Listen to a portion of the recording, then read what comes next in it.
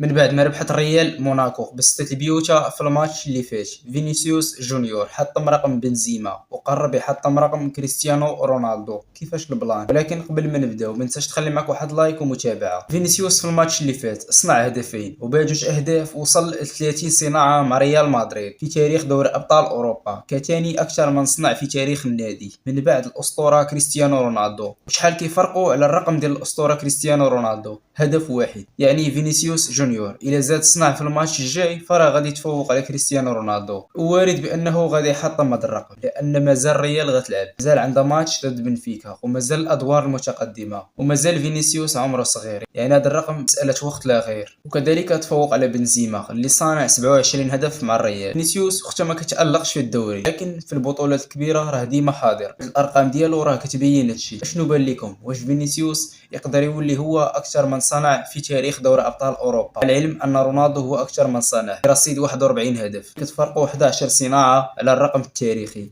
كافضل من صنع في تاريخ دوري ابطال اوروبا. اشنو بان لكم؟